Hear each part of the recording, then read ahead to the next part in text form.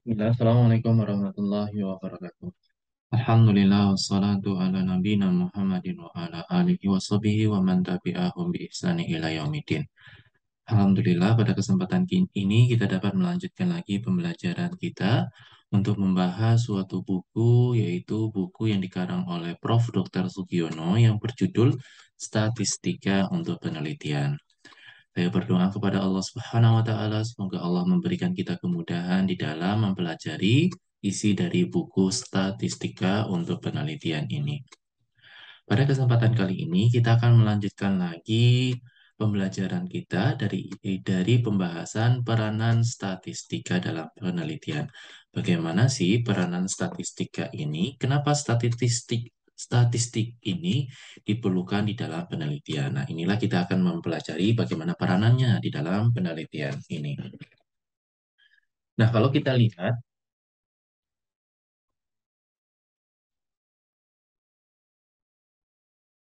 pada gambar berikut ini, di sini ada suatu proses penelitian.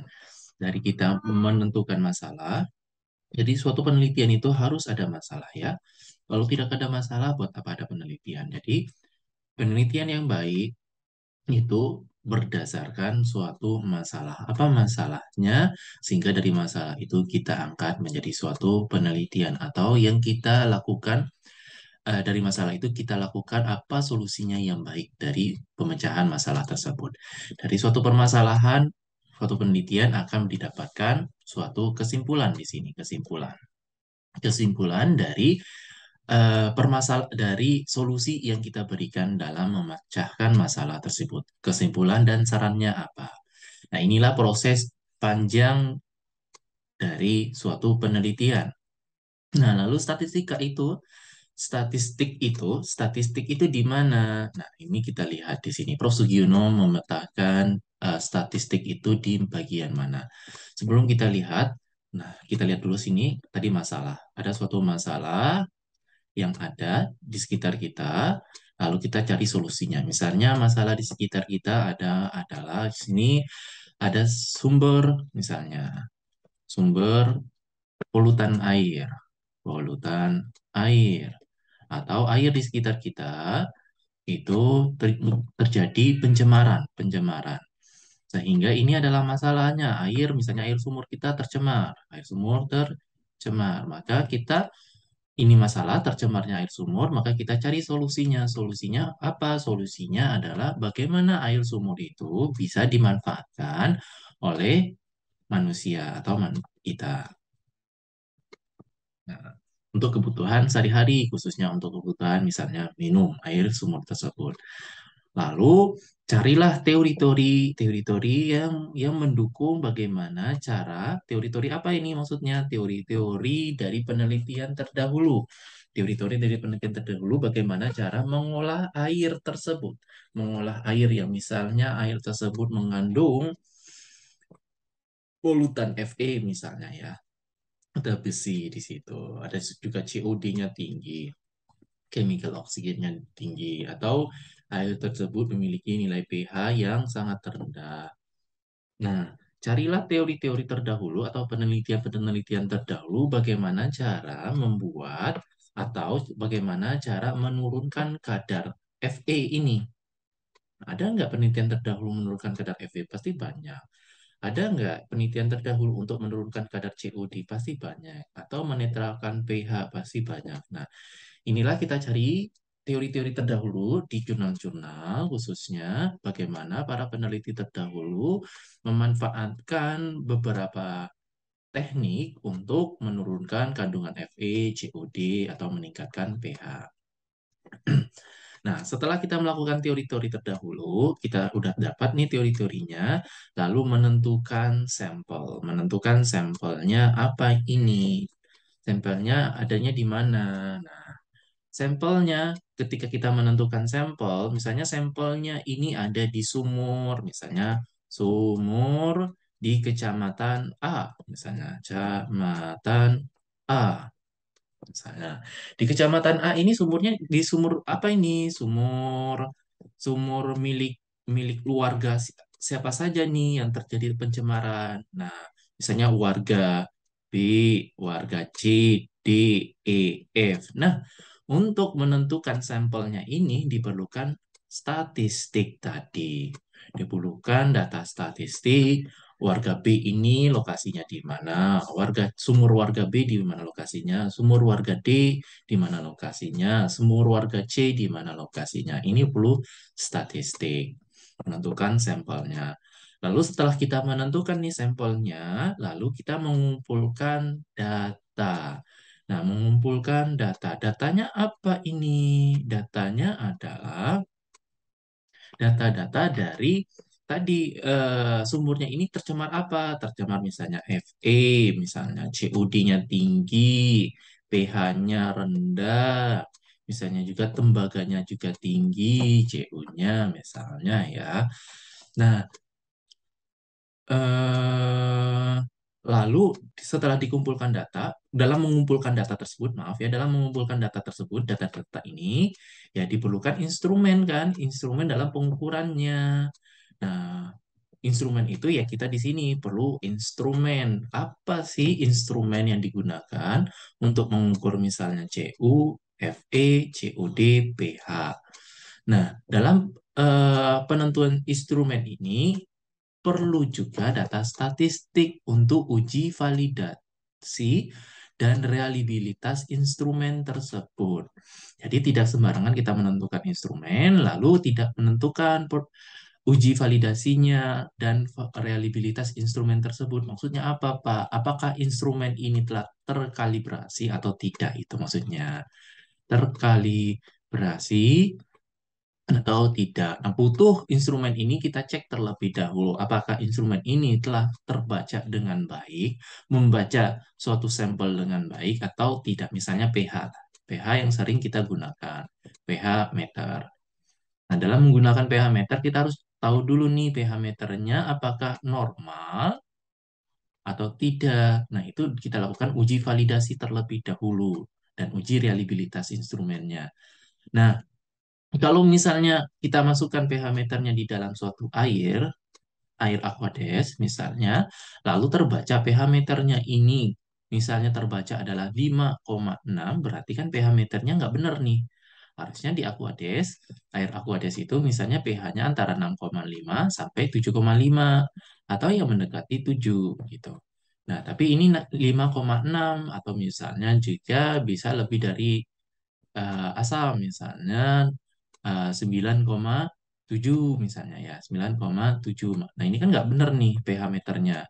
Maka dari itu kita lakukan kalibrasi terlebih dahulu pH meternya. Nah, inilah maksud darinya perlunya statistik untuk uji validasi dan reliabilitas instrumennya.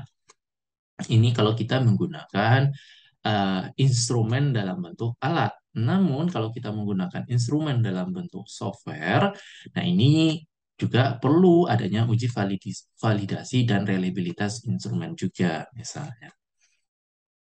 Nah, setelah kita mengumpulkan data-data, lalu kita menyajikan data tersebut, data yang telah dapat misalnya CUFE, CUDPH. Nah, ini kita sajikan datanya. Nah, dalam penyajian data itu juga perlu statistik. Bagaimana data itu disajikan dengan baik dan benar gitu. Sehingga ketika para pembaca selain kita sebagai peneliti itu dapat membacanya juga sama dengan apa yang kita ingin sajikan. Nah, itu perlu data statistik. Perlu statistik. Nah, setelah kita sajikan, nah, penyajian data ini kita analisiskan. Analisis datanya, bagaimana sih maksud dari data ini? Nah, dalam menganalisis data pun itu kita perlu statistik di sini.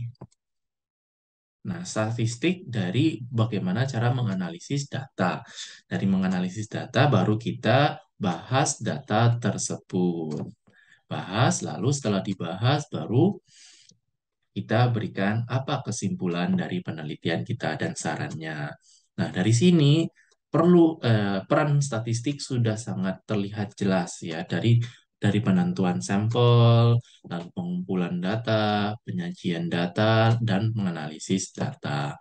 Inilah perlunya statistik. Tanpa statistik, kita nanti akan bingung bagaimana cara menentukan sampel, mengumpulkan data, menyajikan data, dan menganalisis data. Lalu selanjutnya, dari gambaran tersebut terlihat jelas bahwa peran statistik dalam penelitian adalah yang pertama, alat untuk menghitung besarnya anggota sampel. Berarti statistik itu suatu tool atau suatu alat untuk menghitung besarnya anggota sampel yang diambil dari suatu populasi. Berapa banyak sih sampel yang akan kita ambil dalam suatu populasi? Itu dibutuhkan statistik. Nah, dengan demikian jumlah sampel yang diperlukan lebih dapat dipertanggungjawabkan. Nah,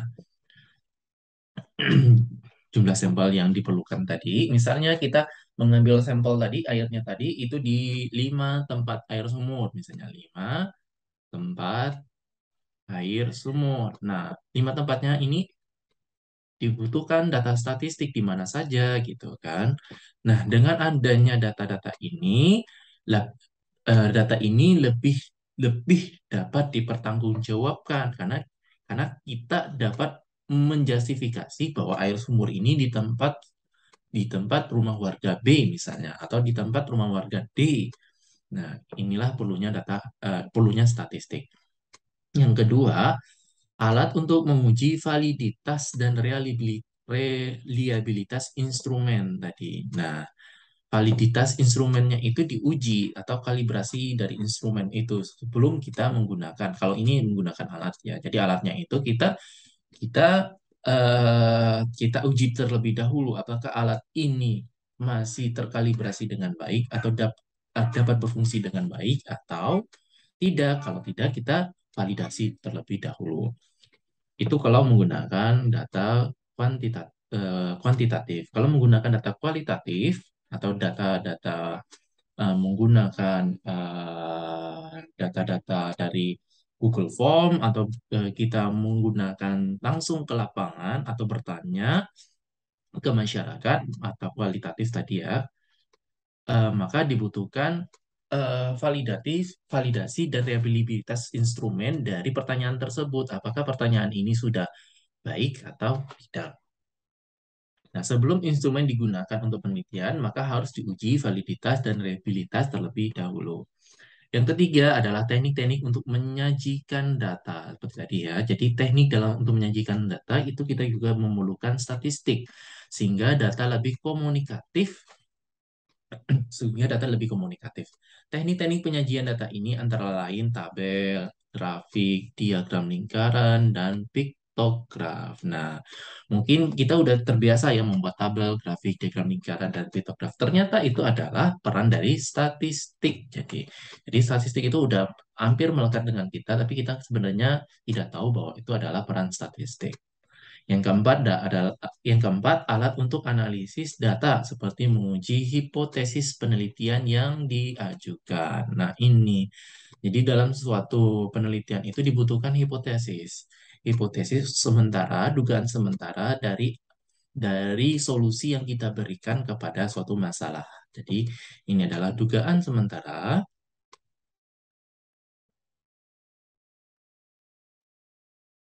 dari solusi dari masalah tersebut, dari solusi suatu masalah. Nah, statistik yang digunakan ini dalam bentuk apa? Antara lain ada korelasi di sini ya, regresi, tetes, ANOVA, dan lain-lain. Nanti insya Allah kita akan pelajari beberapa dari statistik yang digunakan ini. Nah, demikian untuk pembahasan kita tentang peran statistik di dalam suatu penelitian. Kita akan lanjutkan lagi macam-macam statistik dalam suatu penelitian di bagian berikutnya.